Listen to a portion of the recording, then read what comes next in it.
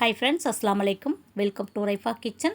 நம்ம இன்றைக்கி பார்க்க போகிறது ஹெல்த்தியான நம்மளுடைய பாரம்பரிய ஸ்நாக்ஸான பொரி விலங்காய் உருண்டை தாங்க. இதுக்கு பொரி விலங்காய் உருண்டை, பொருள் விலங்காய் உருண்டை, கெட்டி உருண்டை இப்படின்னு நிறையா பேர் இருக்குது. ஒரு ஊருக்கு ஒரு பேர் இருக்குது. எங்கள் ஊர் பக்கம்லாம் இதுக்கு பேர் வந்து பொரி விலங்காய் உருண்டைன்னு தான் சொல்லுவாங்க. அதைத்தான் நம்ம இன்றைக்கி செய்ய போகிறோம். வாங்க எப்படி செய்கிறதுன்னு பார்க்கலாம். இந்த உருண்டை செய்யும் போதே எனக்கு பார்த்திங்கன்னா என்னோடய சின்ன வயசு தீபாவளி ஞாபகம் வந்துருச்சுங்க. அப்போல்லாம் எனக்கு தோழிகள் வீட்டிலேருந்து நிறைய பலகாரம் வரும். முக்கியமாக இந்த பொரி விலங்காய் உருண்டைலாம் அதில் இருக்கும். இப்போலாம் யார் யார் இது செய்கிறீங்கன்னு தெரியல. நிறைய பேர் மறந்துருப்பீங்கன்னு நினைக்கிறேன். அப்போல்லாம் பார்த்திங்கன்னா ஸ்நாக்ஸாக இருக்கட்டும், தீபாவளி பலகாரமாக இருக்கட்டும், பார்த்து பார்த்து வீட்டிலே செய்வாங்க. இது உடம்புக்கு ஆரோக்கியமானதா, இது வச்சு சாப்பிட்லாமா, இது போல் பார்த்து பார்த்து தான் செய்வாங்க. இப்போ யார் யார் மறந்துருக்கீங்க, யார் யார் செய்கிறீங்கன்னு சொல்லுங்கள். இது வந்து சில ஊருங்களில் பொண்ணுக்கு சீராக கூட கொடுப்பாங்க. அந்த அளவுக்கு ஒரு ஆரோக்கியமான ரெசிபி, ரொம்ப சூப்பராக இருக்கும். செய்கிறது ஈஸின்னு சொல்லுவாங்க. ஈஸி தான், ஆனால் அதில் சில பக்குவங்கள் இருக்குது. நம்ம எப்படி செய்கிறதுன்னு பார்த்துடலாமா? என்னென்ன தேவைன்னு பார்த்துடலாம் வாங்க. இப்போ இதுக்கு மெயின் பொருள் பார்த்திங்கன்னா அரிசி தான். நான் வந்து 1 கப் அளவுக்கு அரிசி எடுத்திருக்கேன். புழுங்கல் அரிசி, பச்சரிசி எது இருக்கோ எடுத்துக்கோங்க. லைட்டாக கழுவிட்டு நெல்லிலே காய வச்சுட்டு எடுத்துக்கலாம். இதுக்கு 1/2 கப் அளவுக்கு பாசிப்பருப்பு, 1/2 கப்பு வேர்க்கடலை, 1/2 கப்பு வந்து பொட்டுக்கடலை எடுத்திருக்கேன். இந்த கப்பு வந்து 200 கிராம் கப்பு. இது மொத்தம் சேர்த்து 250 கிராம் இருக்குது. இப்போ இதை பவுட்ரு பண்ணிவிட்டு இதுக்கு இனிப்பு வந்து நம்ம அதே 250 கிராம் அளவுக்கு சேர்த்தோன்னா நல்லா இனிப்பும் நல்லாயிருக்கும். வெல்லத்தில் செய்யும்போது ரொம்ப நாளைக்கு கெட்டு போகாமல் இருக்கும். அதனால் 1 கப் அளவுக்கு நான் வெல்லம் எடுத்திருக்கேன். ஒரு சின்ன துண்டு சுக்கு எடுத்திருக்கேன். 2 ஏலக்காய் எடுத்திருக்கேன். இது கூட வந்து கோதுமை சேர்ப்பாங்க, கம்பு சேர்ப்பாங்க, இன்னும் நிறைய என்னென்ன பொருள் நமக்கு வந்து சேர்க்கணும்னு நினைக்கிறோமோ அது எல்லாமே சேர்த்துக்கலாம். ஆனால் மெயினான பொருள் பார்த்திங்கன்னா அரிசி, பொட்டுக்கடலை, வேர்க்கடலை, பாசிப்பருப்பு. இதுதான். பாசி பயிரை கூட வறுத்து உடச்சி செய்வாங்க. நம்ம அந்த அளவுக்குலாம் வேலை செய்ய மாட்டோம். அதனால் நம்ம டைரெக்டாக வந்து பருப்பாகவே எடுத்துக்கிறலாம். இப்போ நம்ம அரிசியை வறுக்க ஆரம்பிச்சிடலாம். அரிசியை வந்து நல்லா பொரி அரிசி மாதிரி நல்லா கலர் மாதிரி பொறுன்னு வரணும். அந்த அளவுக்கு நல்லா வறுத்து எடுத்துக்கோங்க. இப்போ பாருங்கள், அரிசி நல்லா கலர் மாதிரி நல்லா பொரிஞ்சு வந்துருச்சு. இதை வந்து நம்ம ஒரு தட்டில் கொட்டி ஆற விட்டுறலாம்.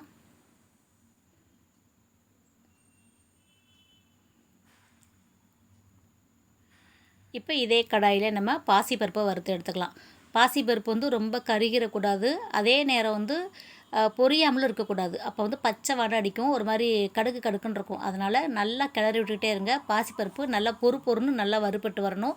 கலர் நல்லா பொன்னிறமாக வரணும். இப்போ பாருங்கள் வந்துருச்சு. இப்போ இதையே எடுத்துகிட்டு அதே தட்டில் கொட்டிடலாம். இப்போ அதே கடாயில் நம்ம வேர்க்கடலை சேர்த்துக்கலாம். வேர்க்கடலை வந்து ஏற்கனவே வறுத்த வேர்க்கடலை தான். இப்போ நான் தோலெல்லாம் எடுத்துட்டு அதை மறுபடியுமே கொஞ்சம் சூடு பண்ணிக்கலாம். அப்போ தான் நல்லா பொறுன்னு இருக்கும்.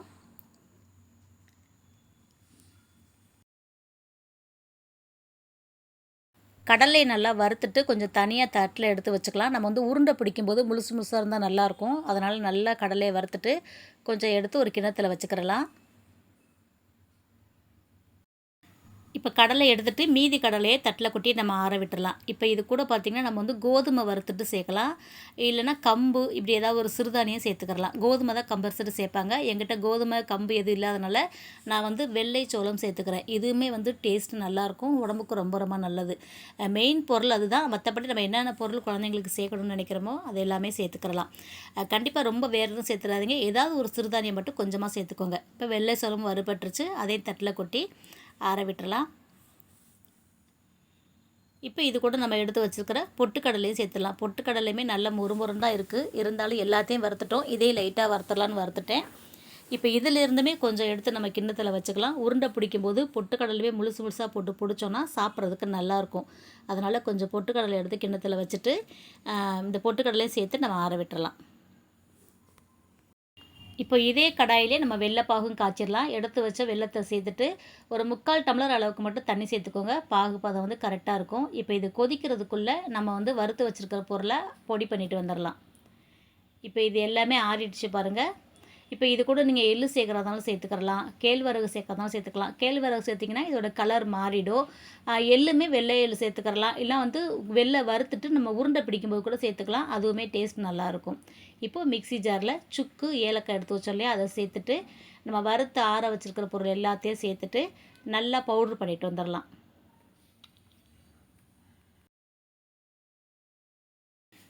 இப்போ இதை அரைச்சாச்சு. இன்னும் கொஞ்சம் அரைக்கணும். இப்போ இதில் வந்து கொஞ்சமாக நம்ம உப்பு சேர்த்துக்கலாம். நீங்கள் வந்து ஸ்வீட்டு செஞ்சாலும் எது செஞ்சாலும் சரி கொஞ்சம் உப்பு சேர்த்துக்கோங்க. அப்போ தான் அந்த இனிப்பும் அந்த இனிப்போட சுவையும் தூக்கலாக தெரியும். இல்லை நீங்கள் எவ்வளோ இனிப்பு சேர்த்தாலும் அது சப்புன்னு இருக்க மாதிரியே இருக்கும். இப்போ உப்பு சேர்த்து அரைச்சாச்சு. இது ஒரு அகலமான பாத்திரத்தில் கொட்டிக்கோங்க. அப்போ தான் நம்ம கலந்து உருண்டை பிடிக்கிறதுக்கு கரெக்டாக இருக்கும். இப்போ வெள்ளைப்பாகு பாகு பதம் வந்துருச்சான்னு செக் பண்ணணும். இப்போ நான் கொஞ்சம் எடுத்து தண்ணியில் போட்டு பார்க்குறேன். பதம் வந்திருந்தால் மட்டும் தான் நம்ம எடுக்கணும், இல்லைனா மறுபடியும் கொதிக்க விடணும். இப்போ பாருங்கள், எனக்கு இன்னும் பதம் வரலை. இப்போ மறுபடியும் கொஞ்சம் நேரம் நான் கொதிக்க விட்டுக்கிறேன்.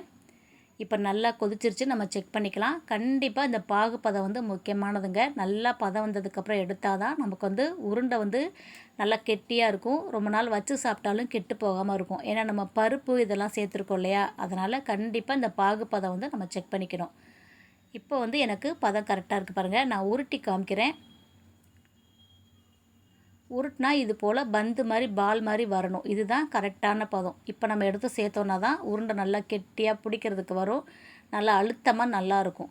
தண்ணியாக இருந்துச்சுனாக்கா அந்த உருண்டை சப்புன்னு இருக்க மாதிரி இருக்கும். அந்த டேஸ்ட்டு வராது. இது போல் இருந்தால் தான் அந்த உருண்டை நல்லா கெட்டியாக வரும். இப்போ பாகு பதம் ரெடி ஆகிடுச்சு. எடுத்து அப்படியே பட்டுன்னு மாவில் ஊற்றிடுங்க. அவசரப்பட்டு கை வச்சிடாதீங்க. கரண்டி போட்டு நல்லா கலந்து விட்டுக்கோங்க. ஊற்றின உடனே நல்லா கலந்து விடுங்க. பத்தாத மாதிரி தெரியும். நீங்கள் கலந்து விட்டுக்கிட்டே இருங்க, சரியாக இருக்கும். கைவிடாமல் கலந்து விட்டுக்கிட்டுடுங்க. நல்லா அழுத்தம் கொடுத்து கலந்திங்கன்னா எல்லா பக்கமும் இந்த பாகு வந்துடும். கொஞ்சம் விட்டுட்டிங்கன்னா அப்படியே கட்டி கட்டியாகிடும். மாவுமே சேர்ந்து கட்டி கட்டியாகிடும். நமக்கு உருண்டை பிடிக்க வராது. அதனால் அதை சேர்த்துக்கோங்க. இப்போ நம்ம எடுத்து வச்ச வேர்க்கடலையும் பொட்டுக்கடலையும் நான் மறந்துட்டேன். அதையும் இது கூட சேர்த்துட்டு நல்லா கிளறி விட்டுக்கலாம். நல்லா கடாயில் பாகு இருந்துச்சுன்னா எல்லாத்தையும் நல்லா வலிச்சு ஊற்றிட்டு நல்லா கலந்துக்கோங்க. இப்போ இதை எல்லாத்தையும் சேர்த்துட்டு நான் கலந்துட்டு உங்களுக்கு காமிக்கிறேன்.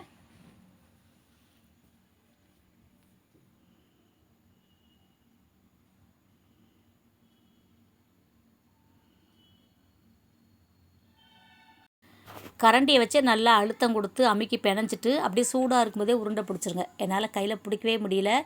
எண்ணெய் நெய் ஏதாவது தடவிக்கோங்க. நான் நெய் தான் தடவிருக்கேன்.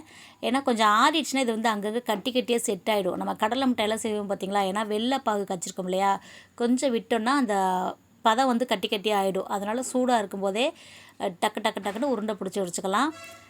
நான் நெய் தொட்டு தான் கையில் நெய் தடவிருக்கேன். தொட்டுட்டு கடன்னு பிடிச்சிட்டேன். சேஃபெல்லாம் கரெக்டாக வரல. ஏதோ கரட முரடாக ஒரு உருண்டை பிடிச்சாச்சு.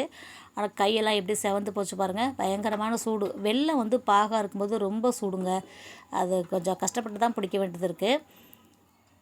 செய்கிறது மற்ற ப்ராசஸ் எல்லாமே ஈஸி தான். இந்த வெள்ளை பாகு காய்ச்சி இதை பிடிக்கிறது மட்டும் தான் கொஞ்சம் இதாக இருக்கும். அதனால் அந்த இடத்துல கொஞ்சம் கவனமாக செஞ்சுக்கோங்க.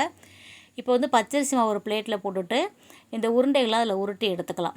அவ்வளோதான், நமக்கு பொரிவிலங்காய் உருண்டை ரெடி ஆகிடுச்சு. இது உடனே பிச்சிடாதீங்க, கொஞ்சம் நேரம் வைங்க. நல்லா செட் ஆகி வரணும். அப்போ தான் நமக்கு உடச்சா நல்லா உடையிறதுக்கு வரும்.